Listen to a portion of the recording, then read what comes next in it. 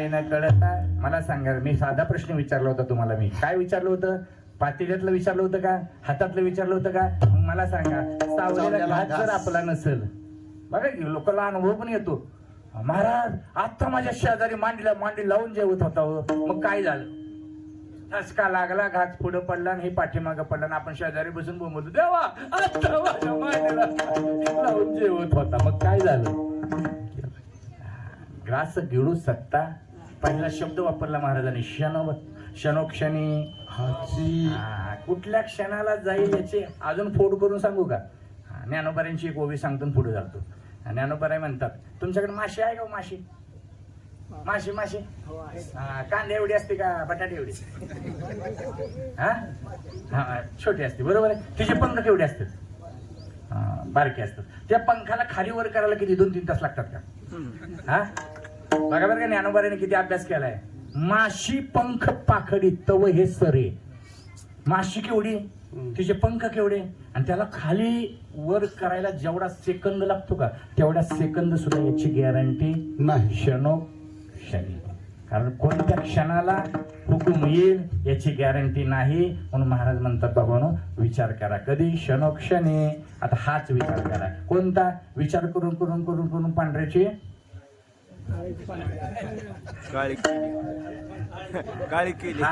हाच विचार करा बाबांनो. कोणता विचार करायचा? आपण एकदा भजन घेऊया. भजन घेतल्यानंतर मग आपण 12:05 फुलं टाकूया आणि फुलं टाकल्यानंतर 15 मिनिटात आपण आरती करूया. एकदा भजन घेऊया. विठ्ठल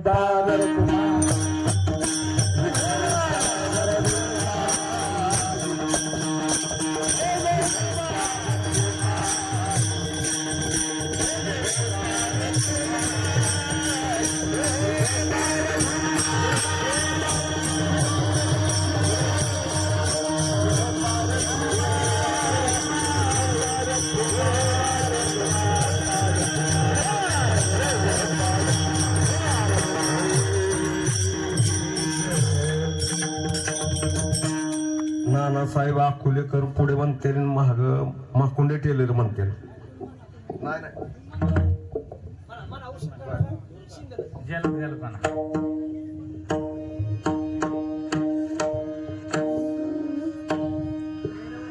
क्षण क्षण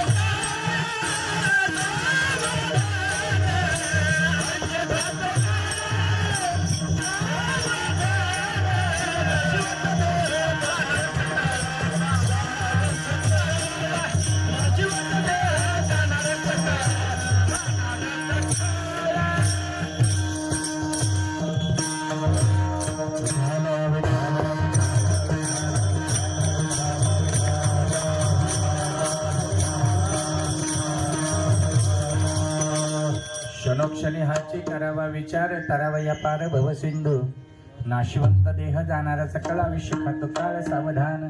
तुकोबर या ठिकाणी विचार करायला सांगतात.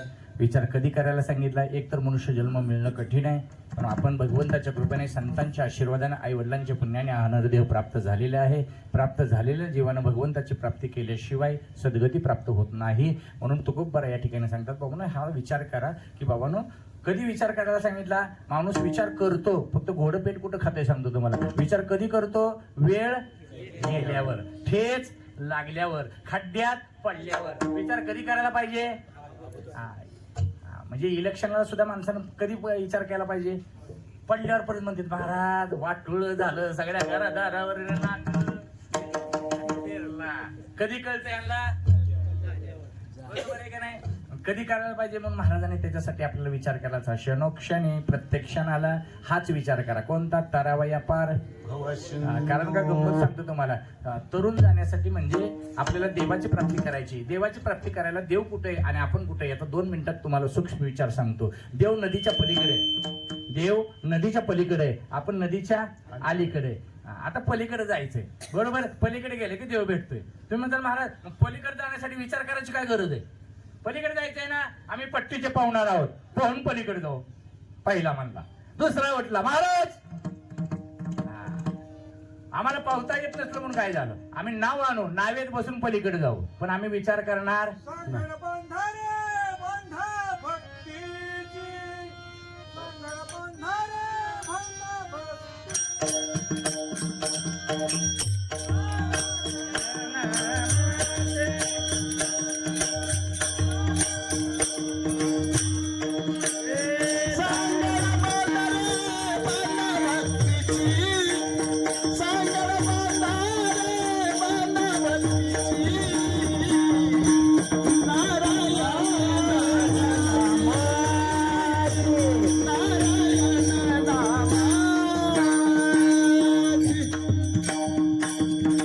पहिला म्हणला पोहून जायचं, दुसरा म्हणला नावेतून जाईल, तिसरा आला म्हणला नावेतून जायची काय गरज आहे? गडकरी साहेबांनी पूल बांधलेत, पुलावरनं पलीकडे जाईल. 3 विचार झाले. चौथा आला म्हणला महाराज मी हेलिकॉप्टर आणेल, म्हणला अंबानीचा जावा आहे.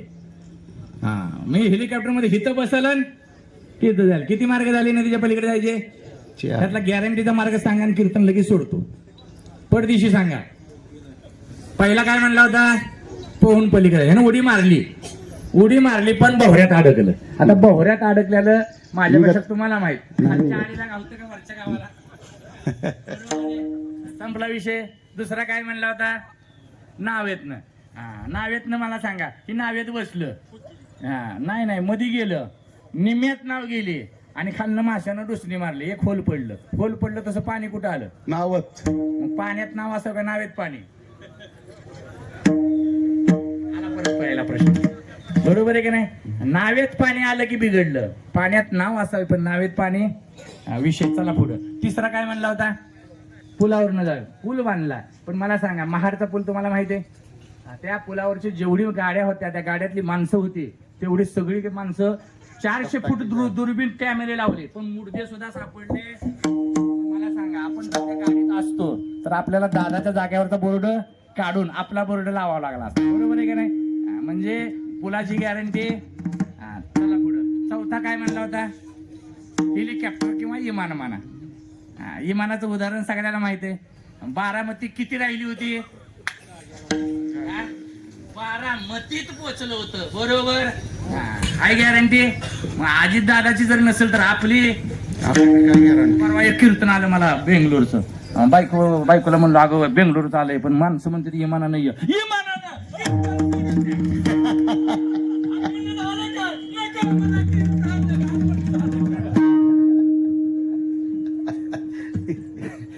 अजित दादाची जर गॅरंटी नसेल तर आपली, मग आपलं इमान पलीकडे जाईल का? विषय काय आहे? नदीच्या पलीकडे जायचा. तारावया पार भवसिंधू. अवघड नाही महाराज. आणि बघितलं तर अवघड पण आहे. अवघड काय सांगतो तुम्हाला. अवघड आहे असं, इतकं अवघड आहे. आता तुम्ही सगळेजण धार काढता. तुमच्याकडे गाय म्हैस आहे का नाही? त्या गाय म्हशीची धार काढता का नाही तुम्ही? धार काढत असताना त्या याला एक प्राणी चिकटला असतो बघ, त्या कासला. ढेकून गुचिड गुचिड मला काय कळतं, आम्हाला शहरातली माणसाने आम्हाला काय कळत नाही. हा, काय म्हणला तुम्ही त्या प्राण्याचं नाव? गुचिड. गुचिड सगळ्याला माहित आहे. एक साधा प्रश्न विचारू तुम्हाला, गुचिडापासून दूध किती किलोमीटर लांब आहे? परदेशी बोला. किती? एकच पडदार आहे. गुचिड दूध कधी पितं? आई बापाची शपथ आहे, खरं सांगा. गवाज नाही. हा, गवाज नाही. पित का पितच नाही? पितच नाही का? काय पित? रक्त नाही, रागात पित म्हणावं लागतं. विषय बघा बरं का, ह्या गुचिडापासून देव किती लांब आहे? हा, ह्या गुचिडापासून देव किती लांब आहे? तैसा हृदयामध्ये मी राहू असता सर्व सुखाची आराम. मी वासुदेव तत्वता. अरे देव बाहेर नाही, तो आहे म्हणूनच आज आपण कीर्तनाला आलोय. तो आहे ना, या देवाची प्राप्ती आपल्याला करून घ्यायची आहे ना. मग असलेल्या देवाची का नसलेल्या देवाची? मग ह्याचा विचार कधी करायचा? देवरदयीची आहे. अरे वा, मला सांगायचा मुद्दा काय आहे, 12 वाजून गेलेत, मी तर काय करणार, आकडायचं बघतोय पण पुढे चाललंय घड्याळ. मला मुद्दा एकच सांगायचा आहे. महाराज म्हणतात बाबा, क्षणोक्षणी हाची करावा विचार, करावा या पार कारण ही नदी अवघड आहे महाराज. या नदीमध्ये फक्त 6 मासे आहेत. देवातून आपल्यामध्ये अंतर पाडणारे 6 मासे आहेत. ते 6 मासे सांगतो तुम्हाला. ते 6 मासे कोणते आहेत ते? काम, क्रोध, लोभ, मोह, मद आणि मत्सर. हे आता गंमत सांगतो. माता भगिनींनो, एक प्रश्न विचारू का तुम्हाला?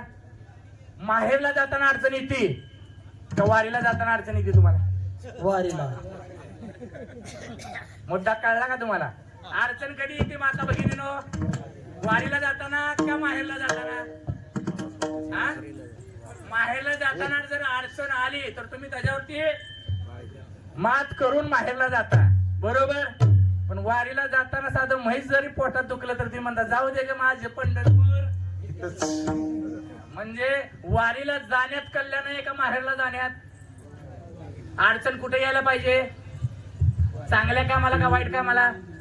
वाईट कामाला अडचण यायला पाहिजे, चांगल्या कामाला अडचण येऊ, बरोबर आहे का नाही? वारीला जाताना मला सांगा, आपल्याला कीर्तनाला जाताना अडचण येते का सभेला जाताना अडचण येते? महाराज निघालो होतो पण गाडीच पंक्चर झाली. बरोबर आहे का नाही? म्हणजे चांगल्या कामाला जाताना अडचण येते. हे कोण अडचण आणतं? काम, क्रोध, मोह, लोभ, मद आणि मत्सर. माता भगिनी म्हणतील महाराज आमच्याकडे एक सुद्धा ह्यातला गुण नाही. सांगू का तुम्हाला गुण आहे का नाही? कळतंय मला. तुमचं पोरग नापास झालं तुम्हाला वाईट वाटतं का? तुमचं जावचं पोरग पास झाल्यावर वाईट वाटतं? खरं सांगा. तुमचं पोरग नापास झाल्यावर तुम्हाला वाईट वाटतं का? जावचं पोरग पास झाल्यावर? जावंच पोरग पास झाल्यावर वाईट वाटत. आपलं पोरग नापास झालं तिला वाईट वाटतं. जाऊ दे रे, तुझ्या तर बापाने कुठं दिवा लावलाय. पण हिला वाईट कधी वाटतं? हिला जेव्हा कळतं जावचं पोरग 1 नंबरनं पास झालंय, पोटातला गोळा. महाराज दुःख येतंय हो. आपल्याला देवाला नाही दिलं तर वाईट वाटत नाही, पण शेजाऱ्याला ते दिलं म्हणलं की. परवा एक महाराज मला एक मित्र भेटला आणि पडला, गळ्यातच पडला आणि रडायला लागला की मी म्हणलं काय रे बाबा, बाप न्यायला का तुझा? नाही म्हणला. आई मिळली का? नाही. बायको मिळली का? नाही. बहीण मिळली का? नाही. आणि मग झालं काय? चोरी झाली का? नाही महाराज. ऍक्सिडेंट झाला? नाही महाराज. आणि मग झालं काय? वाईट झालं म्हणजे वाईट झालं काय? काय नाही हो म्हणला. माझ्या शेजाऱ्यानं बोर घेतलं आणि त्या बोराला हत्तीच्या सोंडासारखं पाणी लागलं. पोटातला गोळा कशाने उठला होता? त्याला म्हणायचं मत्सर. आणि असला षडविकार जर आपल्या जवळ असेल तर देव आपल्याला भेटणार. म्हणून तारावया पार नाही विचार केला तर नाशिवंत देह जाणार गेलेला आयुष्य खातो काय. म्हणून शेवटी चांगला विचार आपल्या जीवनामध्ये प्राप्त होण्यासाठी संगत कोणाची करायला सांगितली? अभंगाचं 3रं चरण. संत समागमी करावी आराधी. संत समागमी करावी आराधी. संत समागमी करावी आराधी. संत समागमी करावी आराधी.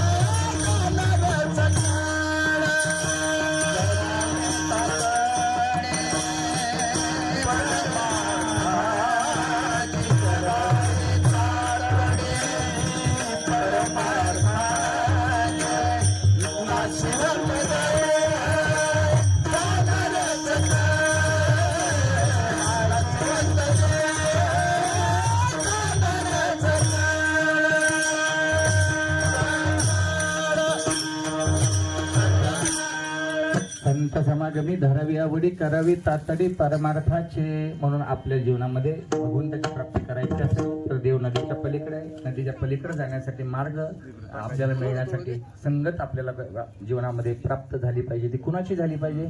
संतांची संगती. कारण का संतांची संगती एवढी श्रेष्ठ सांगितली महाराज. संतांच्या संगतीमध्ये कोणी कोण गेलो.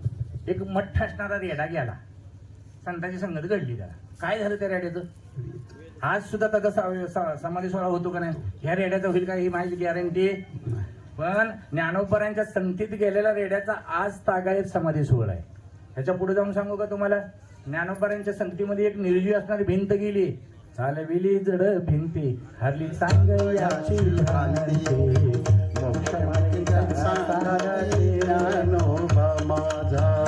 महाराज ज्ञानोबरांची तुकोबरांची संगत आपल्याला लावावी. संगतीत गेल्याशिवाय, कारण संगतीची ताकद तुम्हाला मगाशी सांगितलं. दादाच्या नजरेनं पाण्याचं काय झालं? तूप झालं महाराज. एवढी नजर संतांची आहे महाराज. माझ्या ज्ञानोबरांच्या संगतीत एक लेडीज गेली. लेडीज 2च मिनिटात घडलेली घटना सांगतो. योग आला, आठवण आली म्हणून सांगतो महाराज. एका राजाला वळीनं 10 पोरी झाल्या. किती झाल्या? 10 पोरी झाल्या. 11 वेळा दिवस गेले. ते दिवस अजून 7 महिने झाले. ते राजानं राणीला आणि त्याच्या त्या दासीला बोलवलं आणि सांगितलं, हे बघा म्हणले, मी आता 10 वेळा मुलगी दिली तुम्ही मला. मी काय बोललो का? बोललो नाही. पण आता मात्र तुम्ही जर मला मुलगा नाही दिला तर त्या मुलीला बी मारील आणि तुला बी शिरच्छेद करेल. राणी रडायला लागली. पण तिची मैत्रीण होती, तिची सखी होती. सखी असावी पण अशी असावी बरं का. स्वतःचंही कल्याण करणारे मैत्रिणीचंही कल्याण. तिनं मनगट धरलं आणि राजाला वचन दिलं, राजे साहेब काळजी करू नका, तुम्हाला यावेळेस मी मुलगाच देणार. फक्त मला एक माझी अडचण आहे, मी हितबाळण करणार नाही, माहेरला जाणार आहे. कुठं जायचंय तिकडे जा, पण मला रिझल्ट मुलाचा पाहिजे. गेली महाराज. आपल्या रानामध्ये गेली, माहेरला गेली आणि योगायोगानं 11व्या वेळेस मुलगीच झाली.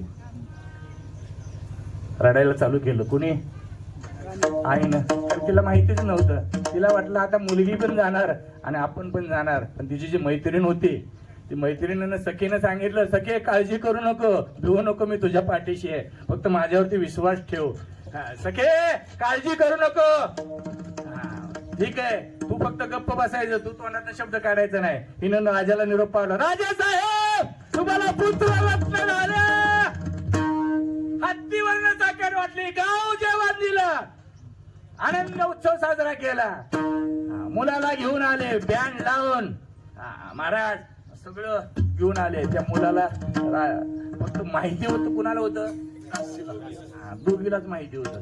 त्या कपडे कशाचे घातले? मुलाचे. संस्कार कशाचे केले? मुलाचे. शिक्षण कशाचे दिलं? वेशभूषा कशाची केली? सगळं मुलाचं केलं महाराज. मुलगी वाढायला लागली. इतकी वाढली. निसर्गाचा नियम आहे. आणि मुलीच्या लक्षात आलं आपण मुलगा नाही. मला मी सगळ्या भाषा कळतात तुम्हाला, म्हणून सांगतो तुम्हाला. मुलीच्या लक्षात आलं आपण मुलगी आहोत. निसर्गामुळे तिला कळलं आणि ती पहिल्यांदा आईला घेतलं आणि त्या दासीला, जी मावशी होती त्याची, ती दासीला बोलवून घेतलं, दोघीला खगोलीमध्ये घेतलं आणि त्या मुलीला हात जोडून विनंती केली, आई का ग खोटं बोललीस तू? कुणासाठी खोटं बोललीस? का फसवलंच मला तू? अगं मी मुलगी आहे. जन्मानं मुलगी असताना माझ्यावरती संस्कार तू मुलाचे का केलेस? मला नाव का मुलाचं ठेवलं? मला का शिक्षण तू मुलाचं दिलं? आई रडत होती मान खाली घालून. म्हणजे मैत्रीण होती, तिनं सांगितलं, बाळा खरं सांगू का, तुझ्या जीवासाठी आणि तुझ्या आईच्या जीवासाठी मी खोटं बोलले. तिला सगळा सविस्तर वृत्तांत सांगितला. तिच्या लक्षात आलं, आता आपण जर जगाला खरं सांगितलं तर आई मरते, आणि खोटं सांगितलं तर आपल्याला धोका होतोय. तिनं आपला धोका पत्करला आणि शांत राहिली. पण 4 दिवस, महिना 2 महिने गेलं, पोरगी वयात आली. पोरग राजाच्या दृष्टिकोनातून ती कोण होता? पोरग होतं. पोरग वयात आले की राजानं पुरी बघायला चालू केल्या. लग्नाचा प्रसंग समोर आला. मग मात्र त्या मुलीचा धीर सुटला आणि ती मुलीला वाटलं आपण फसलोय, आणि आपल्यामुळे जर आपण दुसऱ्याला फसवायचं असेल तर आपण मेलेलं बरं. मग तिनं टोकाचा निर्णय घेतला. कुणी घेऊ नये बरं का, पण तिनं टोकाचा निर्णय घेतला.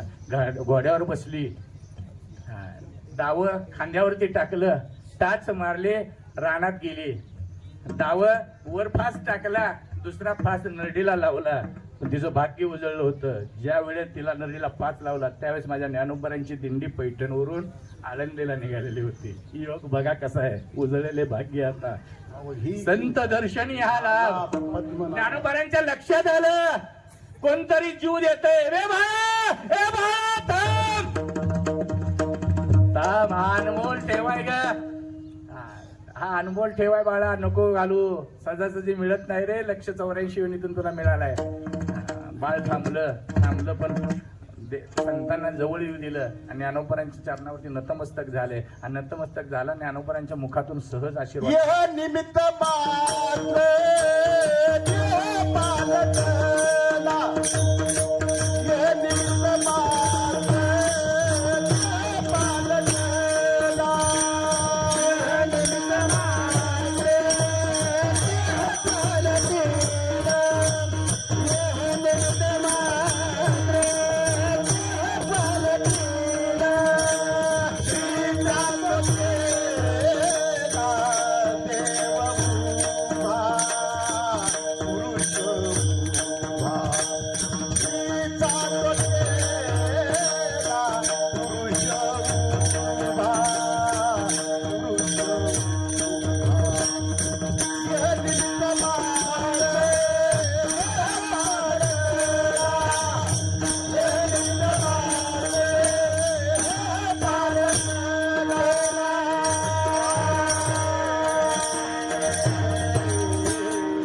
बाळा का जीव देते, बाळा का जीव देतोय, तू का जीव देतोय?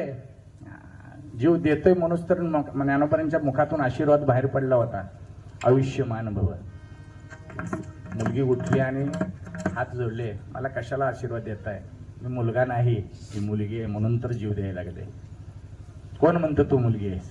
बघ, जी ही निमिष मात्रे एका क्षणामध्ये स्त्रीचा पुरुष उभा केला. मग ज्यांच्या नजरेमध्ये एवढी ताकद आहे त्यांच्या नामस्मरणात किती ताकद असेल. ज्ञानेश्वर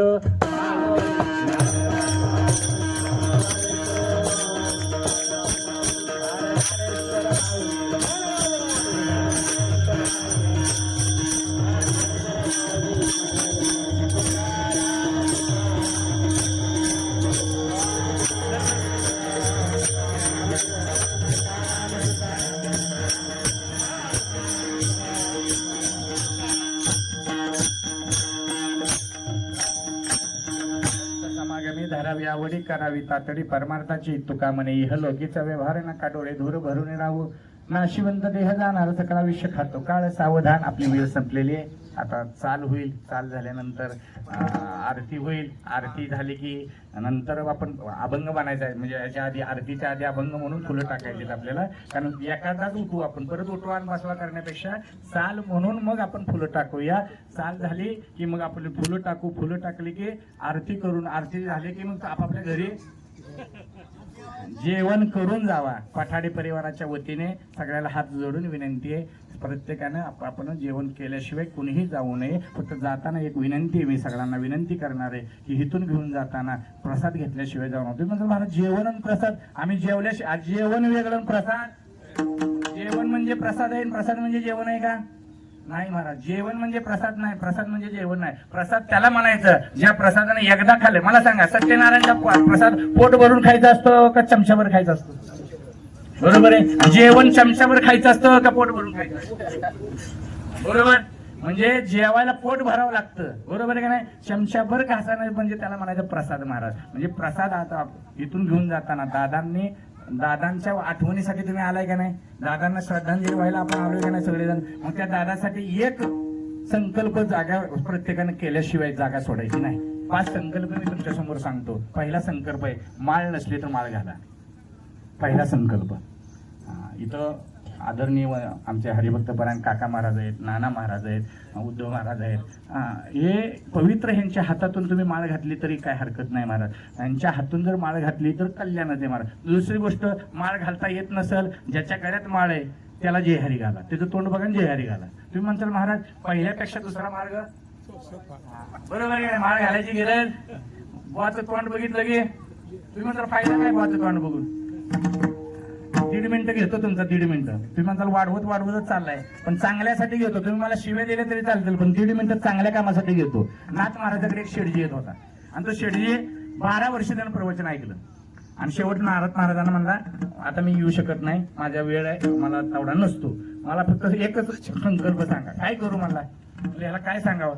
मग त्याला सांगितलं, तू वारकरी होऊ नको, फक्त तू उठल्या वारकऱ्याचं तोंड बघायचं, ज्याच्या कपाळाला गंध आहे त्याला जय हरी तोंड बघायचं, जय हरी घाला. मला 1 मिनिटात होई म्हणलं. या शेडजीच्या घरासमोर कुंभार होता.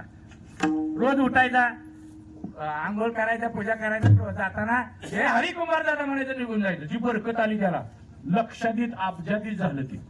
12 वर्षला 1 दिवस कमी होता. 12 वर्ष तुम्ही एकच नियम काय म्हणायचा, जय हरी, वारकऱ्याला बघायचं, तोंड बघायचं, जय हरी घालायचं. शेवटचा दिवस उगवला. 12 म्हणजे 1 तो पूर्ण व्हायला 1च दिवस राहिला होता. ती त्या कुंभाराच्या घरी गेलं, जय हरी कुंभार दादा. कुंभार दादा रानात गेलत माती आणायला, माती संपली होती, संक्रांतीचा दिवस होत. जय हरी कुंभार दादा म्हणजे बायकोला हाक मारले, शेडजी कुंभार दादा रानात गेले. आता शेडजीला पडच्यात पडलं, जावं तर 3 किलोमीटर रान आहे, नाही जावं तर 12 वर्ष पाण्यात जातील. पळत गेलं 3 किलोमीटर. रस्त्यावरच उभारून कुंभार दिसला, फारलांबर अंतरावरचा कुंभार दिसला. तिथूनच हाक मारले, जय हरी कुंभार दादा. कुंभार दादाला तिकडं हाक मारला तेव्हा त्याचं काय चालू होतं सांगतो तुम्हाला. त्याला खांडा खांडा होता आणि त्याला सापडा होता हांडा. म्हणजे हांडा असा वर उचलून ठेवायला आणि ह्याची कानावर हाक पडली. मला कुणी हाक मारली म्हणून असं वर तोंड करून बघितलं की कुणी बघितलं, शेडजीनं. शेडजीचा नियम काय होता, तोंड बघायचं. मला तिथनं जय हरी बघितलं आणि माघारी आलं. शेडजीला उशीर झाला तर पळत सुटलं. आता इकडं काय झालं, त्याने काय बघितलं होतं, गंध बघितलं होतं, तोंड बघितलं होतं. त्याचा नियम पूर्ण झाला. मग कुंभाराला काय वाटलं, काय बघितला, बघितलं ह्याला वाटलं, सगळ्या गावात कळूच तर म्हणला ह्याला 10-5 रुपये देऊ, तेरी चूप. लगे कुंभार हुशार होतो. कुंभार म्हणला 25% देतो शेडजी. शेडजी काय थांबायलाच तयार नाही की 25% देतो म्हणलं तरी होते. कुंभाराला वाटलं जरा कमी पडतोय काय, कुंभार लगेच म्हणला 50% देतो. पण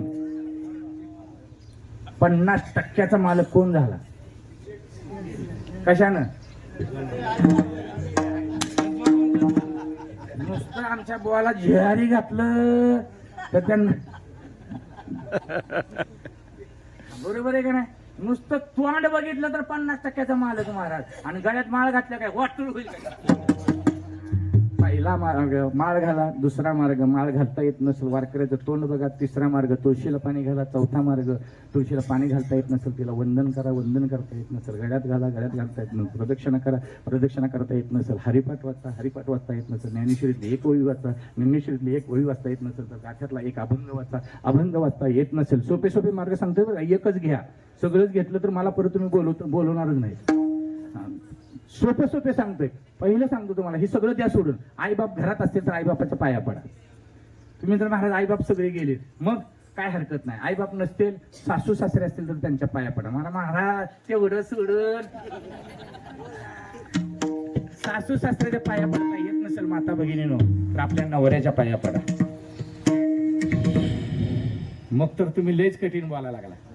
बायका गावातलं महादेव पाणी घालू अर्ध केलं. शर्मा का काय नाव त्यांचं, नाही पाणी घालायला महादेवाला पाणी घालते किती पंडित शर्मा का काय नाव होती कथा करते ते त्यांनी सांगून सगळ्या अहो माझी पण बायको इडली झाली ती रोज महादेवाला पाणी घालते पाणी घालायला म्हणून तुम्ही महादेवाला एक दिवशी काय झालं मला तहान लागायला आणि ती पाणी घालायला चालली मी तिला म्हणलं अगं उषा मला पाणी पाहिजे दिसत नाही का म्हणली आता मला सांगा हिला कुठला महादेव पावलो तिचा महादेव म्हणजे कोण आहे बरोबर आहे का नाही या महादेवाला सोडून त्या महादेवाला पाणी अर्धी जरी तू ते महादेव झाला तरी ती महादेव पावणार नाही तो महादेव म्हणत नाही आधी या महादेवाला तू भज म्हणजे मालकाचं दर्शन घ्या मालकाचं दर्शन घेता येत नसेल आईवडिलाचं दर्शन घ्या आईवडिलाचं दर्शन घेता सगळं सोडून द्या शेवटी नामस्मरण घ्या नामस्मरण काय हे केले एका चिंतिता विठ्ठले म्हणून त्या दादासाठी आपण आता एकदा चाल म्हणूया चाल म्हणली की एक संकल्प काय ती शेवटचा संकल्प सांगतो काय हे केले एका चिंतिता विठ्ठले बोला चाल सुरेश पाटील म्हणा तुका म्हणे चुकीचे सगळ्यात चाली तुम्ही कंदरला खाणं लागलाय माझ्या डोळ्यात एक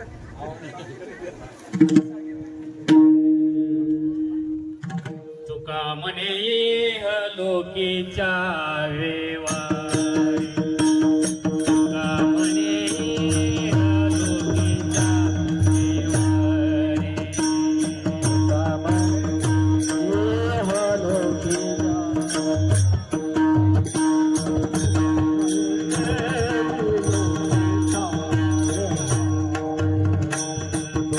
म्हणे लोकीच्या वेवारी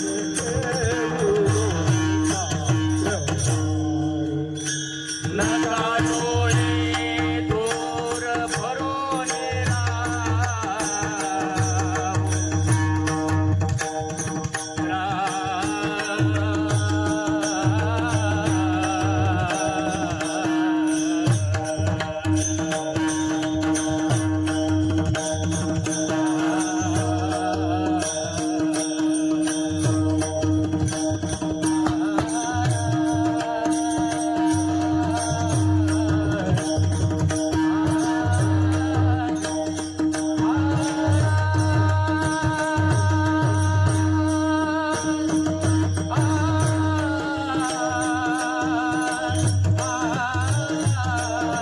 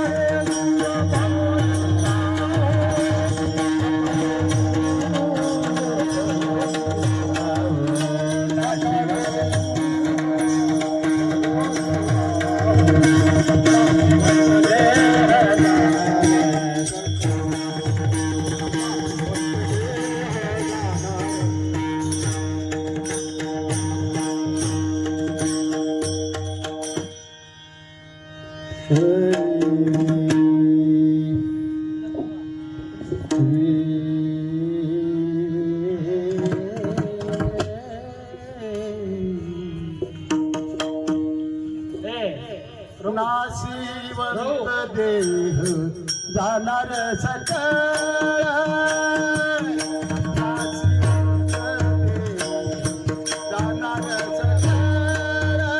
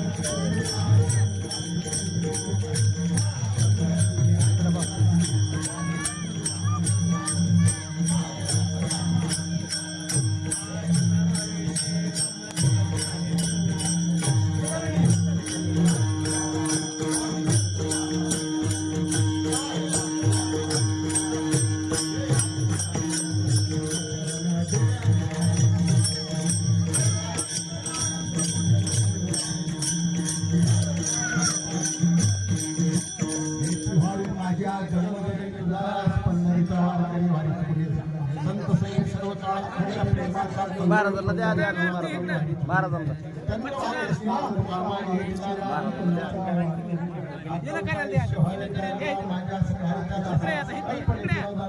काळे ही संत मंडळी सुखी असो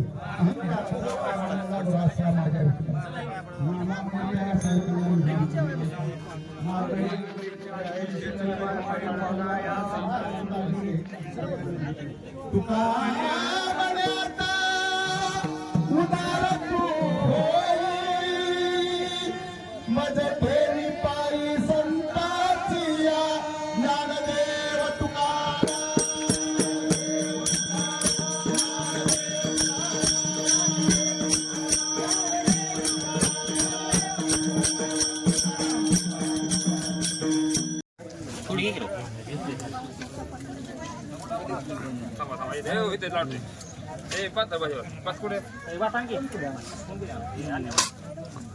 चपाती